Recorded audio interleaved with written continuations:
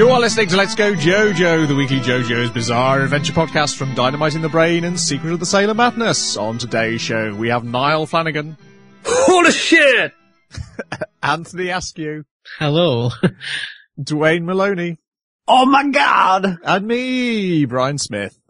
This week's episode, Bastet's Mariah, Part 2. But first, the week in JoJo's news. Okay, on the website, I'm actually not sure which website this came from. I found it on My Navi. I suspect it came from a different website. There was a poll of men and women as to what, it was ebooks, that was it. What manga characters' names do you want to give your children? And the third place for men, from the men voting, naming boys, the third place was Jotaro. Mm-hmm. Are people doing this, or is this what people say, I would love to name my child? Or is it actually people naming kids? It's just a survey, so I think okay. Anything goes in surveys. If you're allowed to name your child after a manga character. The first place for that category was Tsubasa from Captain Tsubasa and Kaide from Slam Dunk. But you gotta have to Captain Tsubasa Tanaka. that's your first name and middle name and then surname. Okay, next up in the news, figure skater Nobunari Oda he posted himself posing in JoJo's poses wearing the JoJo's face mask.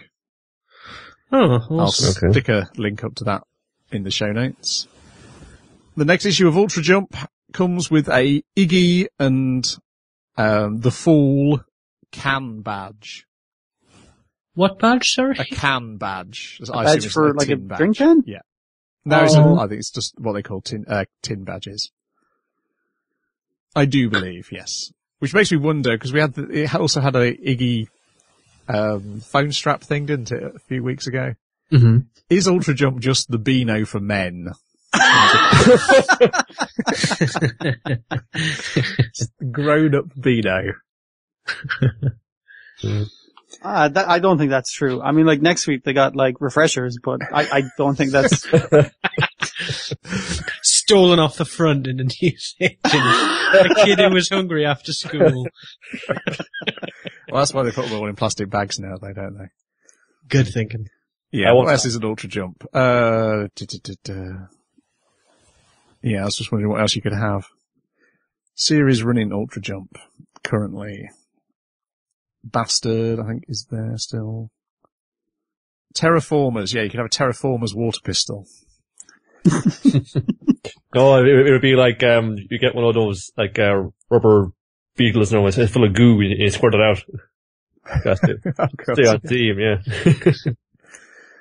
Okay, next up is, in May, the, Medicos release a, moving Jonathan action figure. Okay. Did they do good models? That's Super Action Jonathan Joestar.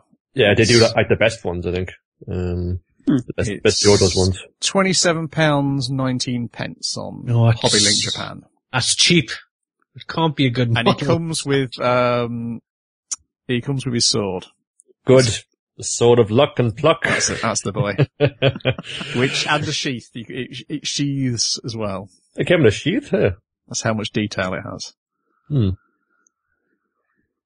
Give us a link, Brian. I was hoping you would see this thing. I'm on edge.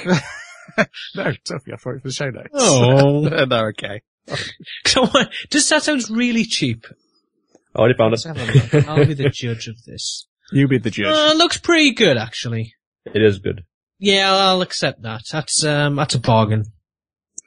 That's a bargain. Another one for your cabinet. Cabinet?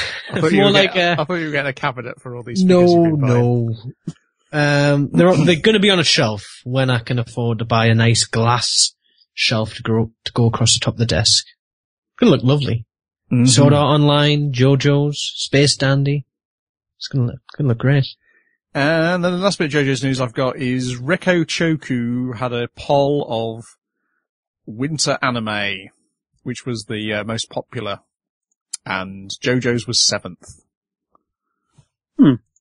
All right. That's a bit further down the list than I'd like. Well, tough. It's probably your fault somehow. Yeah, should have voted. You can't blame if you didn't vote, you can't blame who you got elected. Which was, of course, Kuriko's basketball. Oh, it's huge, I think. Unstoppable juggernaut. It is. Okie dokie. That's the week in JoJo's news, unless you guys have got any to add. I found someone doing a live action version. I assume it's just the one guy doing all of it, but intro to Battle Tendency. You better link that to us, otherwise Anthony will throw a strop. I wouldn't watch a video mid-recording. I will look at the model, but not watch a video. Well, I'll send it to you for later then. Yes. Good. Thank you. Because we need to put it in the show notes. Yeah. Thank you. Okay, and Anthony, you have volunteered before you'd even watched the episode to do the synopsis this week. I was taking a risk. You're confident. I was stupid to take that kind of risk, but no, it was a good risk to take, I think. Good. Take it away. Clear the old throat. Why is there so much pressure for the synopsis? I do not know. There isn't. Just do it. It's me. It's like this mental block that I have on synopsis. Anyway, we join Joseph and Avdol, who are still magnetically attached, and Joseph's still got his bottle caps stuck to his back and his nails, and they're still just looking like idiots in the street. Joseph suggests to use his core muscles, which, I mean, they do have a lot of muscles, so no doubt plenty of core. And when they start doing this, all these people start showing up, these kids, and so Joseph thinks fast, we don't want to look ridiculous here, so they pretend to start dancing. And the kids nick off because there's not really much to see here, and they start thinking, you know what, there's probably what's their wording for it? Opposing polarites, or polarities. Is that actually a word? That is a word. Is it polarities? Magnets have polarities. Yeah. Okay. North and south poles. Yeah, I understand the polar opposites, but polarities, okay, I've learned something new. Anyway, Avdol starts to slide down Joseph's body, and it's starting to look a bit suspect. And he ends up with Avdol's face is on Joseph's crotch. And they turn around, and there's just a huge group of people just there watching, not saying a word, nothing really to say, and it's pretty embarrassing, and it looks hilarious. And when I think it can't really get any better than that, I was thinking, right, that's the gag for that bit. We'll deal with this. He starts to shake Avdol off, and off he goes, and they both look really happy, and then the magnetic pole pulls them in again. Avdol's crotch just thrusts into Joseph's backside, and then they start panicking, and they're just thrusting, and it's just ridiculous. The crowd is just in awe. The old lady from the previous episode shows up. She's annoyed at Joseph, saying, well, basically, she didn't know he was into all this kind of stuff, and her heart's broken. And she swings, is it a brolly she has, or a walking stick? Umbrella. She swings her umbrella and knocks them rolling down a hill. And who is there to greet them? It's Mariah. And they free themselves, about to engage Mariah, and they realize they're stuck on a train track. And yes, a train is coming. You hear the sound, they start panicking, and Joseph's trying to pull free using his hermit purple, and he's attached to a log, a stray log. And are they too late? The train scurries past on the track, and you think they're dead. Mariah's laughing, thinking she's going to go after Jotaro and Polnareff, which, for the record, imagine Joseph and Polnareff were joined together. That would just be I don't think, that's a series on its own. Anyway, they're fine. Avdol's burnt a hole through the wooden lats of the rail track, and they kind of dug in a hole, and they're safe. And at this point, Avdol acknowledges that that's the role of his character. That's all he's there for, to kind of step up in those situations. Anyway, they get out, still attached. Hermit purple's wrapped around Mariah's throat. And then all of a sudden her breasts start to enlarge. And I was like, oh my God, what is this some other part of the stand? I didn't know where it was going to go at this point. To be fair, that's what Joseph was thinking as well, as his eyes were bulging out of his head. Yeah. Yeah. It's like, oh, sweet mama jamma. What's going on now? And what looks to be her nipples start kind of protruding from her blouse, shall we say. And, no, it's not nipples, it's nuts and bolts. They start firing at Joseph and, they're penetrating his flesh and whatnot. And, she starts to kind of run off at this point. And they realize that the further she is away, the weaker the pull. Which, because as we all know, stand users, the further they are away from the stand, the weaker it's going to react. So Joseph, using Hermit Purple in good fashion, hits the ground and a map's generated of all the streets of this town, wherever they're at. We don't get her name. Some Egyptian town. And they decide, you know what? We're gonna kind of pincer her in this little, I don't know what maps would call her, but either way, they're gonna pincer her. And we cut to Polnareff and Jotaro, and all they see is a few townsfolk running back and forward, saying, someone's cut the train track. And Polnareff comments, basically whoever's done that, it's an awful thing to do, and they get what they deserve. And I just like that. I always like when you see what another character's up to, when something else is going on. Anyway, I think this is my favourite joke of the episode coming up. Avdol and Joseph running down the streets, kind of trying to pincer Mariah as best as they can, and there's a little fat man proposing to his girlfriend, and as they run past, as he opens the lid on the ring to reveal this beautiful diamond ring, it is sucked towards Joseph and Avdol, and it's gone. It's gone. They just keep running down the street. I'll not say what everything else is kind of pulled towards them, but it's hilarious. Loads of the things are attracting, and then they finally catch up with Mariah. They're both covered in junk, completely covered. A car lands on top of Avdol. Mariah throws some blades up into the air because, she's actually got the upper hand. Cuts the electricity lines, and there's electricity lines attacking the two guys. And they're holding it off with Magician's Red and Hermit Purple. And then bang! The two of them part the Joseph's... Oh no, I'm missing a bit. I'm missing a bit. Mariah admits to Joseph that, you know what, although you're an old guy, you're you're canny, as she says. You're kind of cool, you're charming. We could see each other together, but hell, you're not as cool and you're not as charming as Lord Dio. And with that, Joseph's begging, and all of a sudden the magnetism pulls Avdol and Joseph together, crushing Mariah.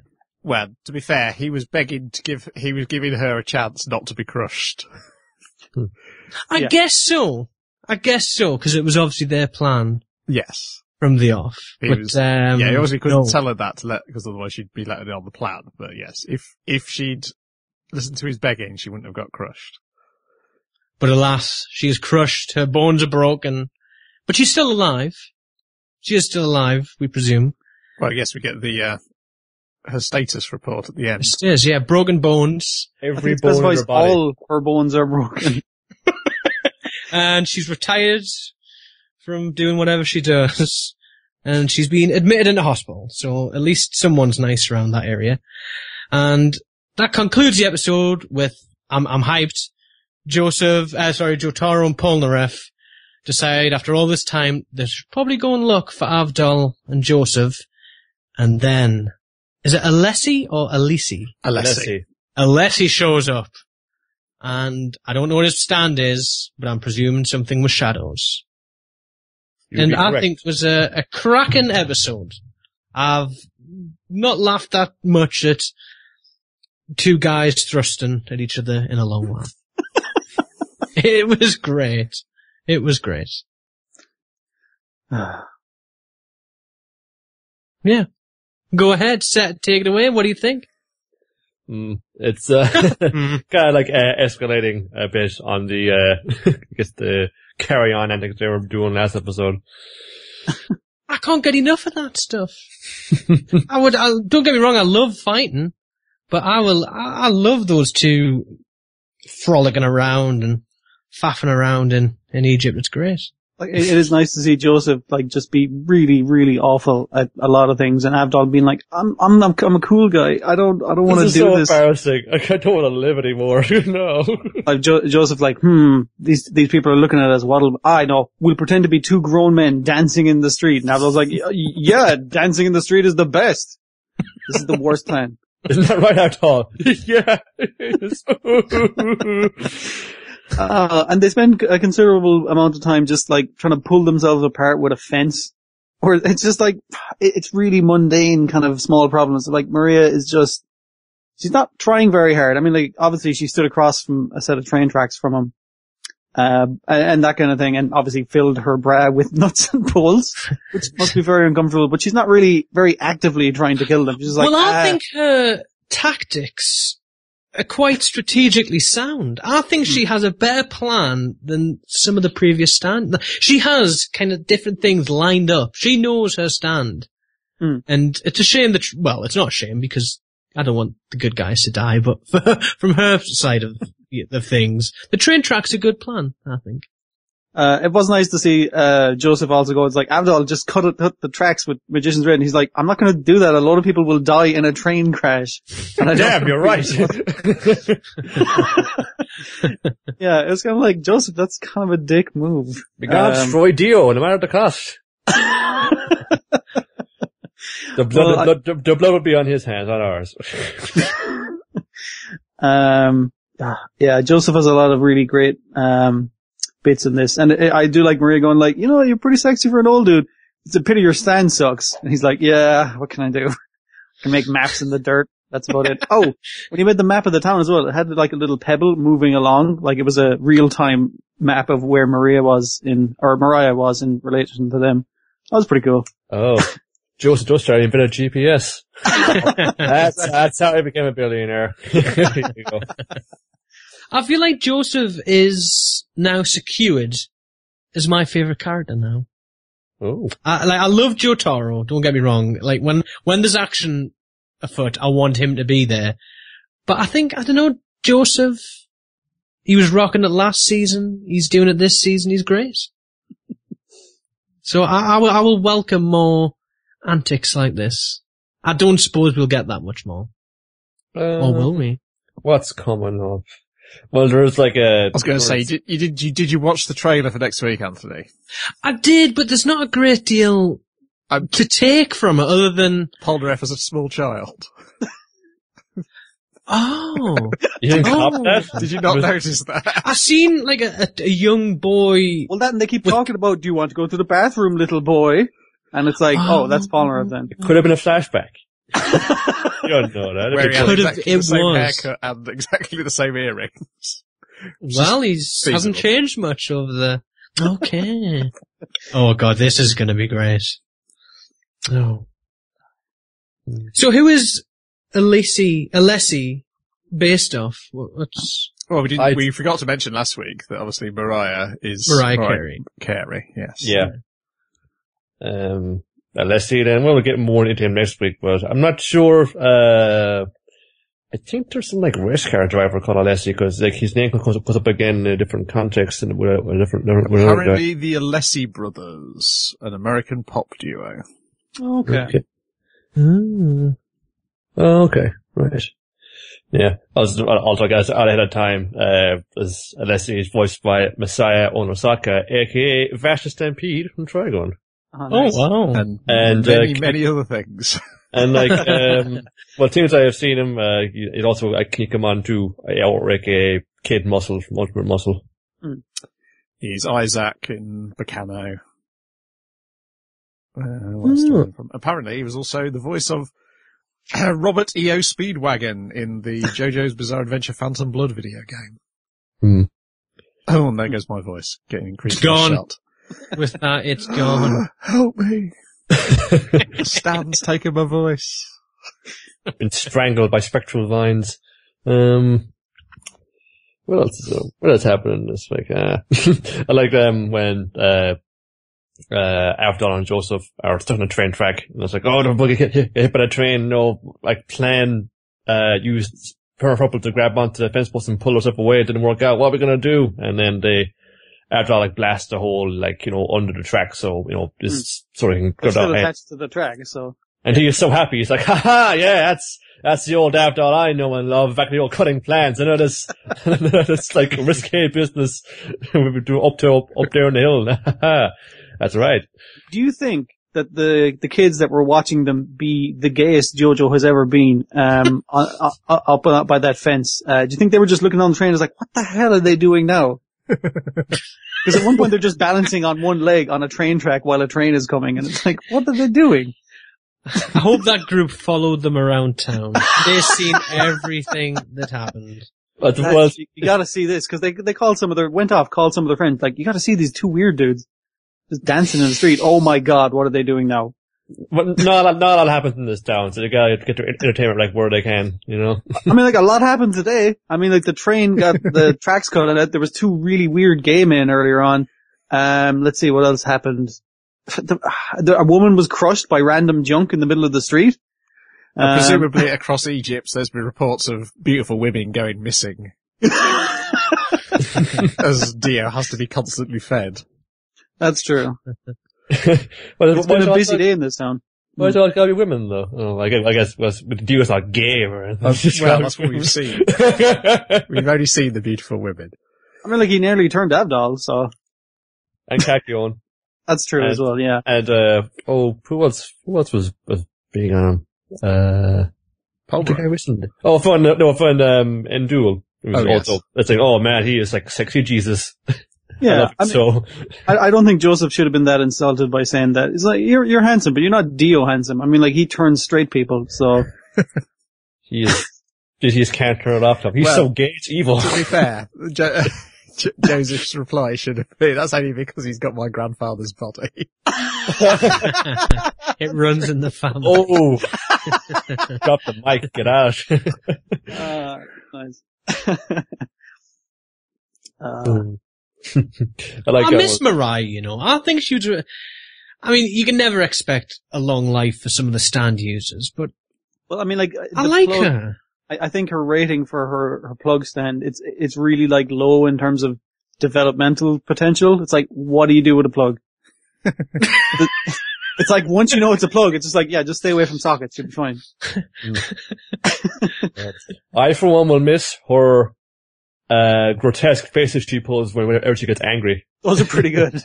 It's like, really twisting up her face into the car. She's normally like, it's very composed and very, and she's bloody, but then things don't go her way. She's like, son of a bitch, you fucking,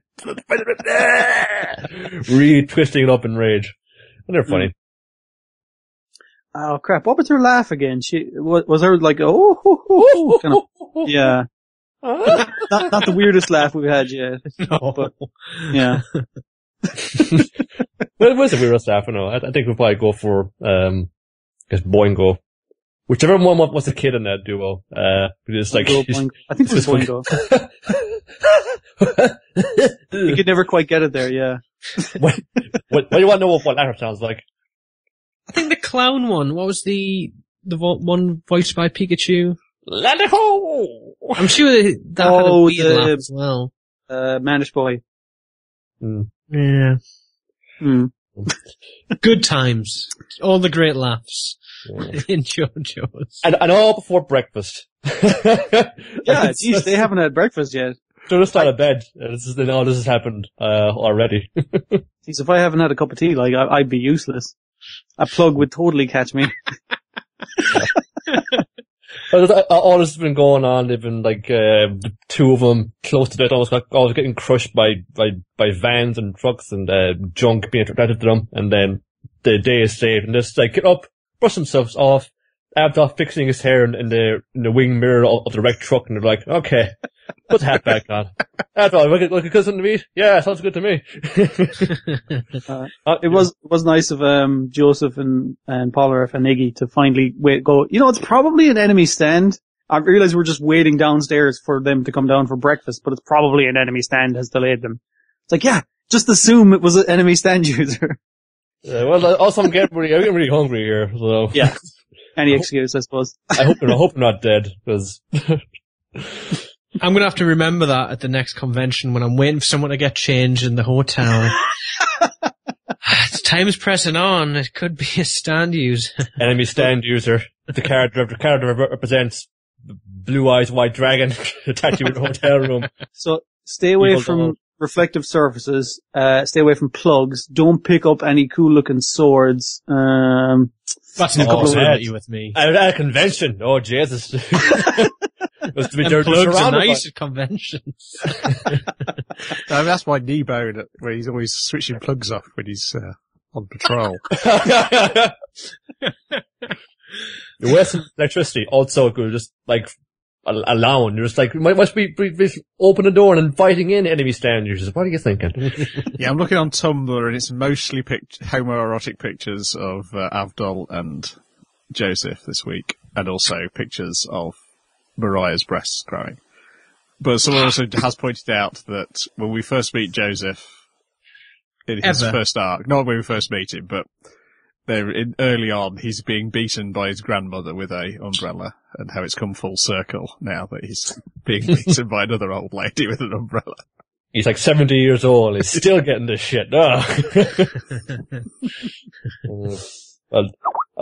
for this photo, just pictures of this Joseph making his kind of leering face when Mariah's chest apparently expands. Like, whoa. Damn, girl. And that'll be the show picture this week. There's actually a lot to choose from. There's so very few you could go wrong with. Oh, yeah. It was just escalating, with the embarrassing poses that Joseph Napa got into, and he's just bursting into tears. Avdol, I'm gonna cry. I'm gonna start crying. We gotta end this. We gotta be here right now. Does Joseph have the best stand fights because he has like one of the worst stands for fighting? Well, it's usually like when we see him kind of shades of the old Joseph from Bastet and see. I got totally there at the end when he's like, "Oh, please, turn out the magnetism, please. Yeah. I'm begging you." And he's like, "Okay, no, I'm not gonna do it." Okay, well, it's your funeral then. Let's go to payment. Kapow! Yeah, that was really nice actually, because you see like that he was hanging on to like, I guess a sewer, the drain. Yeah. So the two lads were actually hanging onto the ground, letting the magnetism build and build. And I assume gathering enough dirt for us to fucking crush her between them. So yeah. I wasn't far off with my prediction, but I wasn't expecting them to be the two objects which they crush her between. Yeah. Oh, brilliant. Some other good gag in there when they're like running through town and stuff. Like you get the old thing with the shopkeeper stacking the cans of beans or whatever, and it's like, careful now, careful. Outside. I don't. It was how they got from mangoes. Yeah, it's a lost leader to get people into the stores. He's selling mangoes at a just knockdown price and he gets them into the shop. The sound effects on that sequence is great. I did like my favorite was the bowl of dog food hitting Joseph in the head. He's just like, you could see him going like, I'm really getting sick of this shit. All part of the plan. He almost had a dog attached to him as well. Yeah. He wasn't chained down. Yes, more dog torture because the dog was getting yanked away by the collar and getting strangled on the chain. when that old dude's false teeth, I was like, well, they tend to have wires running through them, but the guy's like, oh, I saved up for 3 months buying you this wedding ring. And I was like, dude, I think you got a bum deal because gold isn't magnetic. It's probably just gold plated. Well, thank God Joseph and Avdol were here to just go ahead right back to that jeweler, ripped him off. If they ever find this ring got magnetized to an old man, I demand a refund. If they ever find it, like in that wreckage left behind in the street. sorry, sir. There's no evidence in the assault case, in the attempted murder case we have going on. some kind of serial like property destruction. People going around up and down the continent or following a river. Yeah, what must have been going on in Egypt's newspapers like that week? Because like previously it's like a whole bunch of crazy stabbings and murders in the towns just south of there, and now all of a sudden like just shenanigans happening in this town. Foreign devils wreck everything. Bloody tourists. It wouldn't really be hard to pick out of a lineup because you'd be struggling to find people the same height as them. And the same exact kind of huge muscly build. Yeah. Well, Dior keeps fine on these guys. That's Well, I mean, true. if they did get rounded up, they'd probably just pick out some other stand users as well. So they'd be doing them a favor. But even Dio finds a bit of variation in size. Some people are orangutans. Some people are babies. Some people are swords. So some are old women, you know. He's like an equal opportunity crime, opportunity evil villain, so. And sometimes you just don't even have to be that evil, just a mercenary. He's doing it for money. Like he found his kebab shop owner in Pakistan and was down on his luck and happened to have a stand, like, you know, go to people's bias and thought, here, I got an opportunity for you, my good man. Yeah, sure. Whatever. I guess there's not really much use, like, job opportunities for stand users in using their stands. I don't know, maybe Mariah could have been an electrical engineer or something. Working the Large Hadron Collider. Anything left to add before we wrap it up? Looking forward to next week's thing. Is that a two-parter? It's part one, so it's at least 2 parts. That's a two-parter, so we're 2 episodes away, I think, by my count, from my favourite, or at least one of my favourite sections of part 3, and one of my favourite stand users, so right, and You've already said too much. It's getting closer and closer. Well, all I said is that it's great. It could be the greatest. I'm kind of wondering, is next week's episode, next week's and the one after, are those going to be happening simultaneously to these episodes? No, it's just after. It's just after. Yes. Okay. It's just when, like, Joe, Taro, and Paul have decided, we should, see what these guys are up to, see what Avdol, Joseph got up to. Because when that stand user came along, it's like, now while Mariah has them distracted, I'll attack these guys. So I guess that person just got there late. I assume so, yes. Okay. There's not as much mobile phone coverage, so you wouldn't be able to keep in touch. Plus, with those magnetisms, maybe. It'd just ruin it altogether. Yeah. Yeah. And they were already pretty expensive back then, you know. They were still coming on the market. Okay, that ends this week's episode of Let's Go JoJo. Be back here next week for Set Celessi Part 1. And in the meantime, check out our regular podcasts at secretofthesailormadness.blogspot.com and dynamitingthebrain.com. Goodbye!